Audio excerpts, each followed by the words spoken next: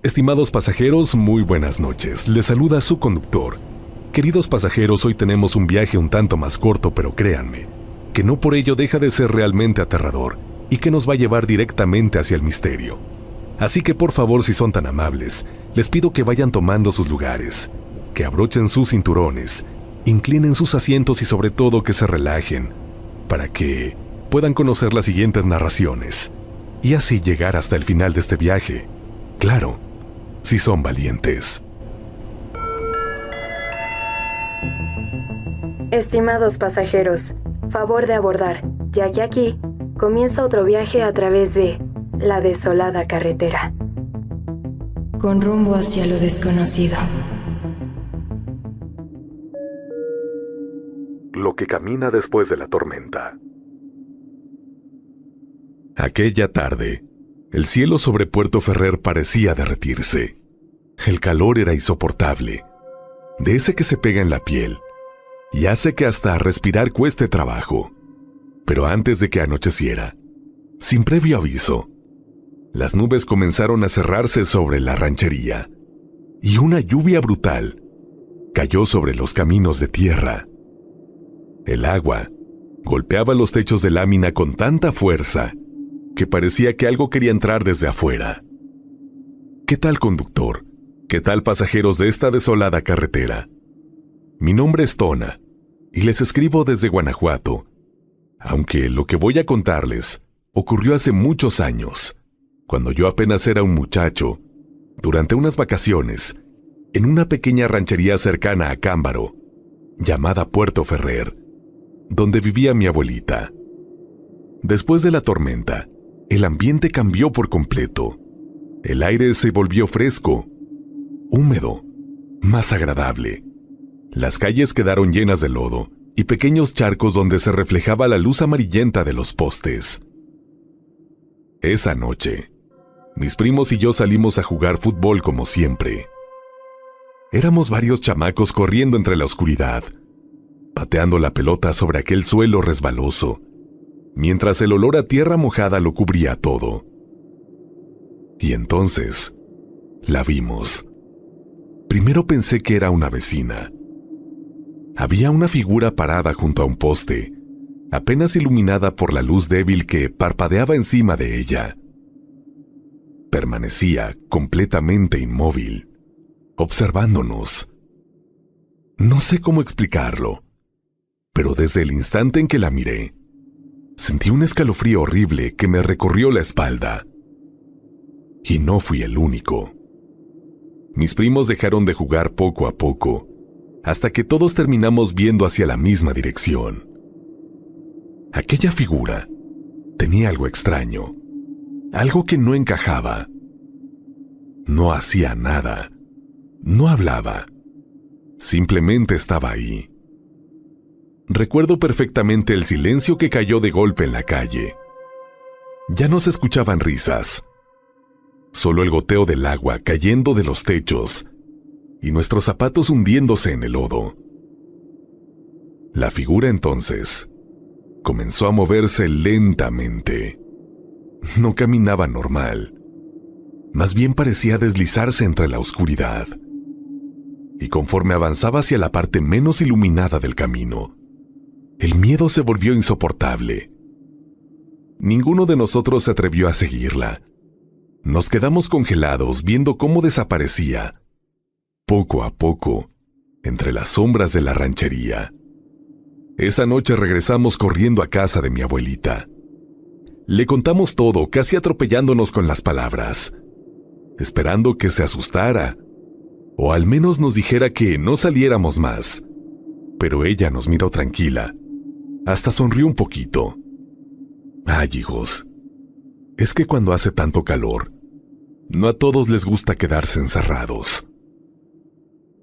Todavía recuerdo el tono con el que dijo eso, como si hablara de algo completamente normal, como si ya lo supiera.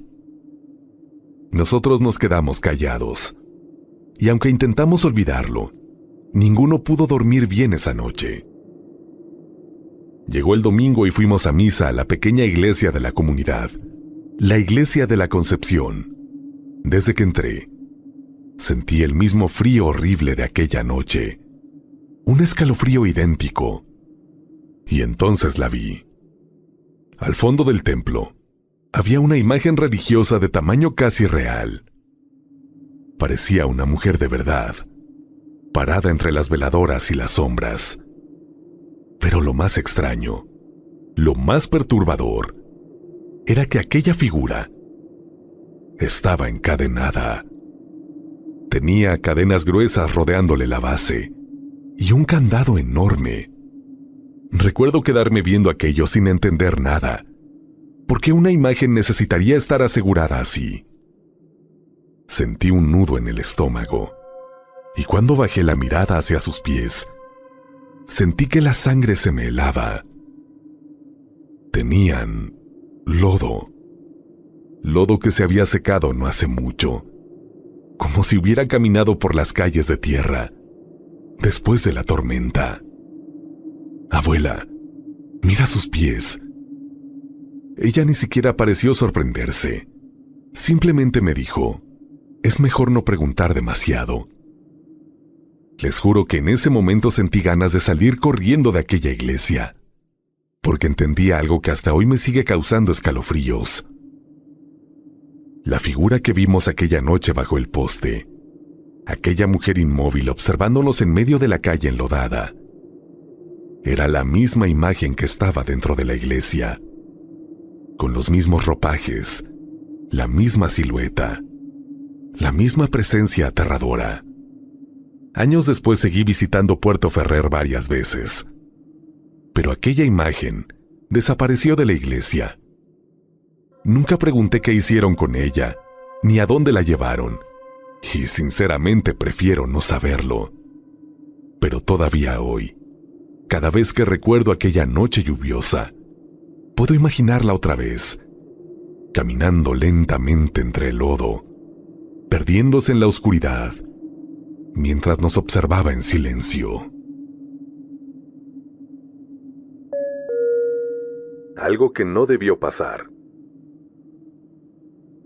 Sé que por internet hay un montón de historias como estas, pero no quiero dejar pasar la oportunidad de contar mi testimonio. Me costó soltarlo, superarlo y seguir con mi vida. No es fácil y en aquel entonces no conocía un nombre para ello. Con el paso del tiempo, supe cómo se llamaba esa clase de fenómenos o encuentros. Pero eso no le quita lo aterrador. Fue en los años 80. Vivía en Pénjamo, Guanajuato, en México, donde trabajaba como electricista. Me tocaba desplazarme a otros municipios, y por ello decidí ahorrar para comprarme mi auto. Así era mucho más cómodo y seguro. Nos iba bien. Mi esposa cuidaba a mi hijo de 9 años y atendía a la casa. A pesar de que tuve oportunidades de conseguirle un buen trabajo, dijo que prefería ser ama de casa, y no me opuse. La prefería también cuidando nuestro hogar. Fue entonces cuando por el pueblo se comenzaron a esparcir historias raras sobre avistamientos paranormales. Pero no unos comunes como los de las películas ni nada de eso. Personas conocidas afirmaban haberse visto a sí mismas con aspectos demoníacos o perturbadores, en especial en sus propias casas, en horas de la madrugada. Otros afirmaron que la hora no tenía nada que ver, que esas cosas aparecían incluso a plena luz del día. Uno dijo que vio a su abuela fallecida con un rostro enojado, y pensó que le haría daño, así que se echó a correr. Eso ocurrió en el rancho donde trabajaba, y los que éramos escépticos le dijimos que, de pronto el sol le pudo haber provocado una alucinación. Casos de esos eran comunes. Vivíamos en una de las zonas más calurosas de México. Pero él no dejaba de reclamar que sí fue real, y me decía que ojalá no me pasara. No me burlaba de ellos, pero con el paso de los días, sí comencé a sentir cierta inquietud. Lo que al principio pensé que era una broma o un chiste, empezó a sentirse más real. Mis amigos estaban tomando precauciones, en caso de que aquel avistamiento se repitiera. Unos ya no trabajaban apartados de los demás en el rancho. Otros reforzaron la seguridad de sus casas. colocando rejas adicionales y hasta adoptando perros para vigilar y defender el hogar. De hecho, un conocido electricista me comenzó a decir que si lo podía llevar al trabajo cada mañana cuando yo me iba. Casi siempre nos asignaban los mismos lugares por comodidad. Trabajábamos para la misma empresa. Decía que el autobús que pasaba por la carretera casi siempre iba vacío a esas horas de la mañana, y le daba pavor tener un encuentro con una de esas cosas, algo que yendo en el auto conmigo no sucedería según él. Aquello era real. Lo sabía. Nadie iba a fingir por tanto tiempo. Entonces llegó el día en que me tocó trabajar en una torre en un pueblo cercano llamado El Volantín. Al parecer había problemas con el generador, y con mi sola presencia bastaba. No necesitaba compañeros, ni ayudantes, ni nada. Eso fue sencillo, nada que no hubiera hecho cientos de veces antes. Al mediodía, me dieron ganas de ir al baño y como estaba rodeado de monte, me aparté para hacerlo un poco lejos de la torre. Al terminar y voltear, lo vi. Alguien con mi uniforme, mis botas, mi cabello y mi rostro. Era yo mismo, pero con ojos oscuros, tan negros como la noche misma, y con una mirada seria y penetrante. Mi piel se erizó ante semejante escena, y guardé silencio por unos segundos. Desde esa distancia sí se veía como una amenaza. No me miraba como una persona amigable, y las herramientas estaban a sus pies. Si decidía atacarme con una de ellas, me iba a costar salir ileso. No era violento de todos modos. Por ello mismo me vi en apuros. No supe qué hacer, así que le pregunté quién era y qué hacía ahí. Ladeó la cabeza como si estuviese confundido y miró el auto. La puerta trasera estaba abierta, como si de ahí hubiese salido, pero eso era imposible. Estaba seguro de que viajaba solo. Alguien de mi contextura, o la suya, no iba a poder pasar desapercibido, mucho menos en los asientos traseros de mi pequeño carro. No dijo palabra. No cambiaba de gesto ni mirada. No sabía si estaba enojado o con ganas de iniciar un conflicto. Aunque tratándose de algo paranormal, debía tener un repertorio de ideas sobre cómo volverme loco, sumirme en el miedo y dejarme pasmado a plena luz del día. Ver algo como eso con el sol en lo más alto no era lo habitual. Ni siquiera en la noche lo era.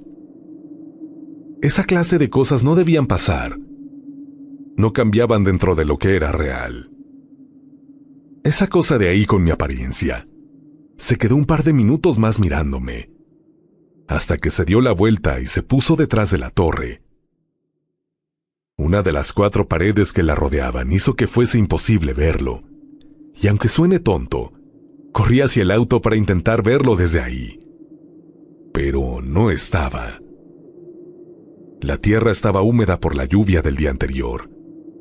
Sus huellas debieron verse en cuanto se bajó de la pequeña plataforma de cemento donde estaba construida la torre. Pero no se veía nada. La rodeé, arriesgándome a ser atacado, pero fue en vano. Fue como si no hubiese estado ahí, como si no existiera, como si no fuese real.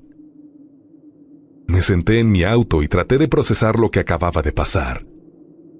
Después de casi media hora, decidí mejor comer y tratar de calmarme. Luego terminé el trabajo y me fui a casa. Regresé temprano. No le conté nada a mi esposa, ni mucho menos a mis amigos. No quería que se burlaran en vista de que yo a ellos no les creía. Pero la realidad era evidente. Me había pasado lo mismo que a ellos. Dormir tranquilo después de eso era imposible. Ya cuando me tocaba trabajar solo en las afueras de algún pueblo o una zona remota, me la pasaba mirando a los lados, inquieto. Hasta revisaba todo el auto cuando me bajaba y trataba de mantener en mis manos o a mi alcance una herramienta de hierro pesada para poder defenderme de cualquiera que se apareciera.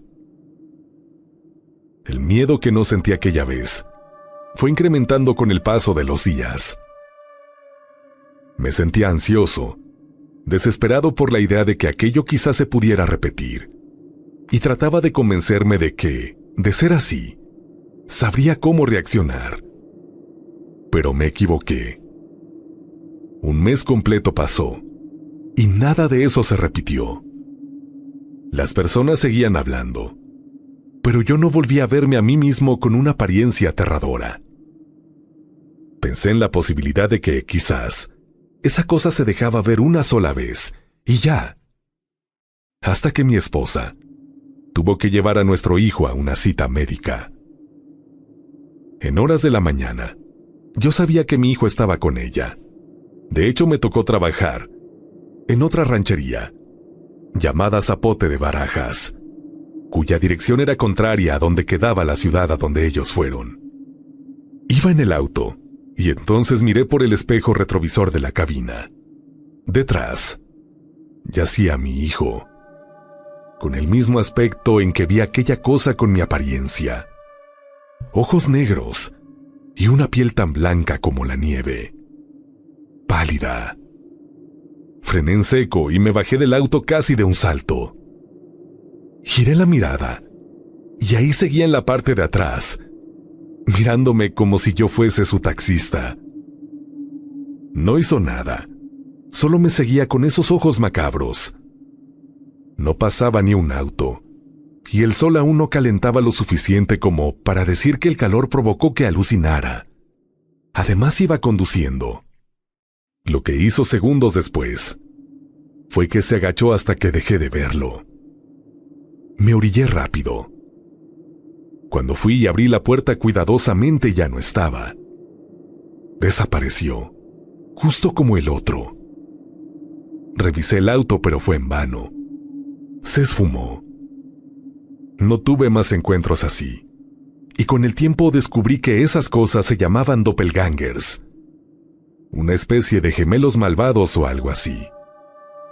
Fue lo más cercano que encontré a una explicación para aquello que, durante esos años, nos estuvo acechando.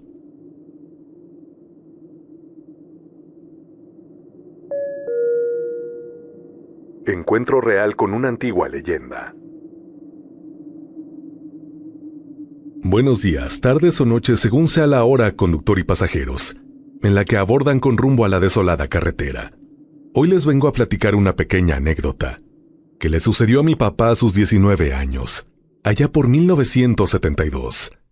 Resulta que mi papá en su juventud fue una persona muy atrabancada. Él andaba de flor en flor. No le importaba la hora, ni el día que fuera, y menos le temía a los temas paranormales. Un día hubo una fiesta en el pueblo. En la cultura oaxaqueña, cuando hay una fiesta en honor a un santo, todo el pueblo está invitado. Mi abuela le dijo a mi papá que no regresara muy tarde, porque se podría encontrar con uno de los espectros más conocidos del lugar, una vieja leyenda que se aseguraba se hacía presente comúnmente en esos lugares, que este ser podría lastimarlo y que era mejor prevenir que lamentar. Mi papá incrédulo le dijo a mi abuelita: «Ay, mamá, y precisamente a mí se me va a aparecer. No creo en eso. Aparte, si se me aparece, soy buen jinete. Y verás cómo la domo», dijo mi papá, burlándose. En fin, él salió rumbo a la fiesta, ya que ahí lo esperaría su novia. Pero dice él que ya había caminado como 2 cuadras cuando de repente oyó como si un caballo caminara atrás de él. Escuchó los cascos claramente. Siguió caminando y seguía oyendo el caminar de aquella bestia. Pero lo más raro que le pareció a él fue que solo se oían 2 cascos del caballo, y no 4, como debería de ser naturalmente. Él aceleró el paso, y una cuadra más adelante se encontró a un primo. Lo vio algo agitado y le preguntó a mi papá: «Primo, ¿qué te pasa?». Él le contestó que estaba oyendo un caballo. Mi tío le confirmó que él también lo había escuchado, que seguramente era de alguien que se dirigía a la fiesta. Ellos siguieron su camino. Llegaron. Mi papá se dirigió hasta donde estaba su novia. Bailaron, bebieron. En fin, pasaron un buen rato. Y ya algo entonado se despidió de todos. Se fue a dejar a su novia a su casa. Y de ahí, él se iría a la suya. Ya en camino a su casa, comenzó a escuchar los mismos pasos del caballo, pero no le tomó importancia. De repente, a lo lejos, vio a una muchacha de espaldas, recargada sobre una jardinera de la casa. La vio de manera muy sugerente y hasta le brillaron los ojos. Él en un principio pensó que esta chica a lo mejor había llegado tarde a su casa y que no la habían dejado entrar. «Le voy a hacer compañía», pensó para sus adentros. Él se acercó y le habló, le dijo que si la podía ayudar. Ella respondió que sí, que la acompañara a casa de una tía, porque ya era muy noche y le daba miedo andar sola. Pero cuando ella le hablaba, a mi papá nunca le dio la cara. Todo era de espaldas. Sin embargo, él accedió. «Vamos, yo te acompaño». Él aceleraba el paso para poder ver su rostro, pero ella caminaba muy rápido. En los intentos que mi papá hacía por verla, ella caminaba más rápido. Él le decía que lo esperara, que no caminara así. Además le preguntaba ¿para dónde es que ella vivía? Ella solo le decía que ya iban a llegar. Y el interés de mi papá era verle la cara, para saber de qué familia era. Porque les menciono que el pueblo era muy chico y entre todos se conocían. Cuando menos mi papá se dio cuenta, ya estaban en las afueras del poblado. Ya iban a entrar al monte. La chica le dijo, «Vamos para allá». Mi papá le preguntó que a dónde iban. Que hacia esos senderos ya no había viviendas, que nadie vivía en esa zona. Solo había parcelas con milpas. En ese momento la mujer volteó a verlo, diciéndole, «¿Entonces ya me vas a domar?». Este ser lanzó un ataque. Aquella mujer lo golpeó en la cara y en las piernas, y sí alcanzó a lastimarlo de ambas partes. En ese momento a mi papá, hasta la borrachera se le bajó. Corrió lo más rápido que pudo llegando a la plaza principal del pueblo. Se acostó sobre una banca de concreto y no supo más hasta el día siguiente, que despertó en la casa de mi abuela, con mucha fiebre. Dice él que esa calentura le duró toda la semana, hasta que llegó un señor que era curandero, y lo limpió con hierbas, huevo e incienso de copal. Lo curaron de espanto, y este señor le dijo que esa vez pudo escapar de ella, que a la próxima lo más seguro era que no lo iba a contar. Mi papá, todo asustado, dijo que no estaba dispuesto a volver a pasar por algo así, y este fue el motivo por el que decidió irse a vivir a la ciudad. Pero hasta el día de hoy, recuerda ese fragmento de su vida, cuando la mujer volteó y le vio la cara de un caballo. Él añade que la cara de este ser sí es de caballo, pero más corta, no como de un caballo normal, que en las manos en vez de dedos tenía cascos, al igual que en sus pies. Que él no notó esto al principio, porque ella llevaba los brazos cruzados y el cabello largo peinado de lado, lo cual le tapaba el rostro, y ella siempre llevó la cabeza hacia abajo. Sin duda alguna, conductor y pasajeros, este encuentro de mi papá confirma la existencia de una leyenda muy antigua de esta zona, porque después de lo ocurrido él entendió que aquella noche se había encontrado ni más ni menos que con la mismísima Matlacigua. Pues bien, conductor y pasajeros, esto no me pasó a mí, pero sí a mi padre, por lo cual le pedí me lo contara exclusivamente para mis compañeros de viaje y para nuestro conductor, dándome el permiso para divulgarlo en este espacio.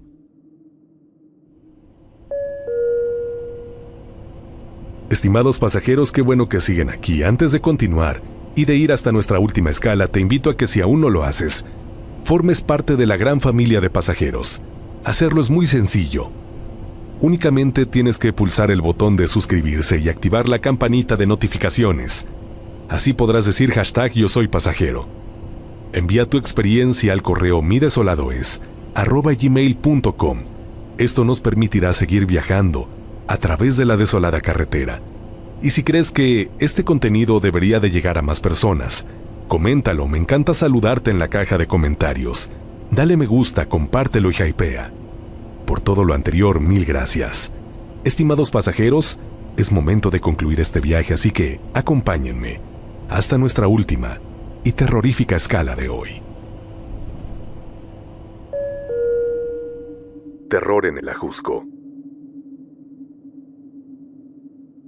Aquella noche en el Ajusco me dejó marcado para siempre.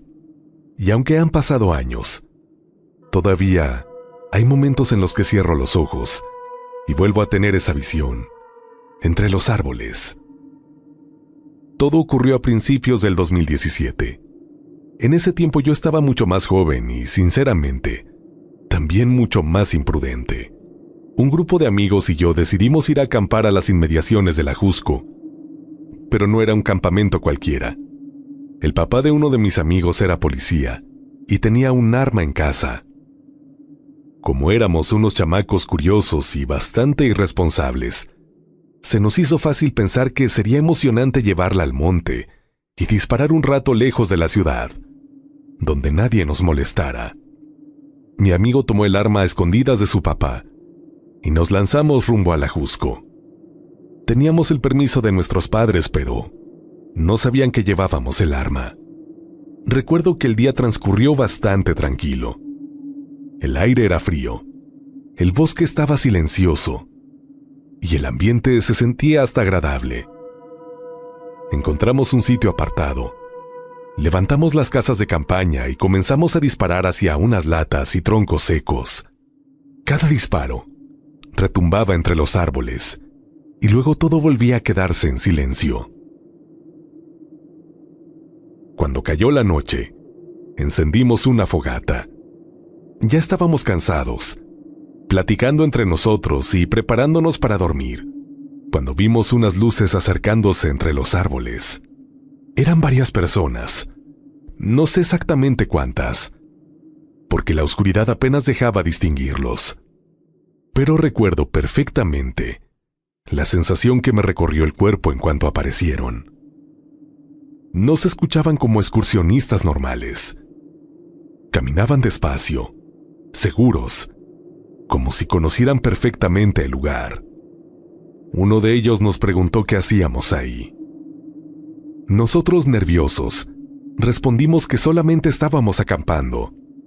Al principio no parecían agresivos. De hecho, nos dijeron con calma que tomáramos nuestras cosas y nos retiráramos. Pero entonces uno de ellos alumbró el suelo con una linterna y encontró los casquillos de bala. Ahí cambió todo. El ambiente se tornó pesadísimo. Comenzaron a gritarnos. Nos levantaron a golpes. A uno de mis amigos le dieron un puñetazo en el estómago y lo tiraron al suelo. Otro empezó a llorar del miedo. Nos obligaron a poner las manos entrelazadas detrás de la nuca y nos ordenaron caminar sin bajar los brazos. No sé por qué nos obligaron a cantar también. Comenzamos a entonar mientras iniciamos esa marcha hacia lo desconocido. Yo sentía que en cualquier momento nos iban a quitar la vida. Mientras avanzábamos entre el bosque, apenas iluminados por las linternas de aquellas personas, podía escuchar ramas quebrándose bajo nuestros pasos y el sonido del viento moviendo los árboles. Nadie se atrevía a hablar. Y entonces ocurrió algo que hasta hoy no logro explicar. Uno de los hombres levantó accidentalmente la linterna hacia la parte alta de un árbol, y ahí la vi. Todavía se me pone la piel chinita de acordarme. Era una mujer, o al menos tenía forma de mujer. Estaba allá arriba, pegada al árbol, como si estuviera crucificada entre las ramas. Tenía el cabello largo, oscuro y completamente mojado, cubriéndole parte del rostro. Sus brazos estaban extendidos, y su cuerpo parecía colgar sin moverse, aunque el viento soplaba fuerte. Había algo espectral en ella. Para que se den una idea, conductor y pasajeros, una de las mejores formas en la que puedo describirla era como ver a Samara, la protagonista del aro suspendida entre los árboles, algo así. Pero sentía que simplemente su presencia no pertenecía a este mundo. Yo me quedé paralizado, y cuando volteé hacia mis amigos entendí que ellos también la estaban viendo. Sus caras estaban completamente pálidas. Entonces uno de aquellos hombres gritó: «Bajen la vista. Ustedes no vieron nada». Y eso fue lo que me dio más miedo. Porque ellos no se sorprendieron. No reaccionaron como alguien que acaba de ver algo así. Al contrario, parecía que ya sabían que ella estaba ahí, como si estuvieran acostumbrados, o como si ellos mismos hubiesen llamado a aquel ser. Ninguno volvió a mirar hacia arriba. Solo nos siguieron empujando y golpeando para que camináramos más rápido hasta sacarnos de la zona. Y por alguna razón, nos dejaron ir. Hasta hoy sigo pensando que tuvimos muchísima suerte. A nuestros papás no les dijimos nada para no alertarnos. Incluso al papá de mi amigo que era policía. También quisimos evitar un fuerte regaño. Con el paso del tiempo comenzaron a salir noticias sobre desapariciones en el Ajusco. Gente que nunca regresa. Personas perdidas. También se empezó a hablar sobre tala clandestina, grupos delictivos, trata de personas y operaciones ilegales dentro de ciertas zonas del bosque. El Ajusco comenzó a convertirse en un foco rojo. Y cada vez que escuchaba esas historias, inevitablemente recordaba aquella noche. Porque nunca supimos quiénes eran realmente esas personas que nos encontraron. No sé si estaban involucrados en algo criminal, si cuidaban algún punto ilegal, o si simplemente nosotros entramos donde no debíamos. Pero de todo lo que pasó, lo que jamás he podido olvidar es aquella mujer entre los árboles. A veces pienso que quizá era alguien que murió ahí, o algo peor. Porque aunque no pudimos ver su mirada, algo profundamente vacío había en ella, como si ni siquiera estuviera viva. Y aunque traté de convencerme durante años de que fue una ilusión provocada por el miedo, la verdad es que después de salir de ahí, mis amigos y yo hablamos del tema. Todos vimos exactamente lo mismo.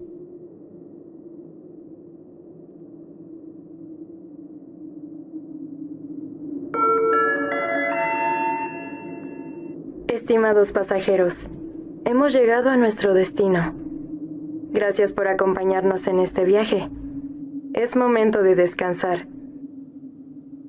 Si creen poder.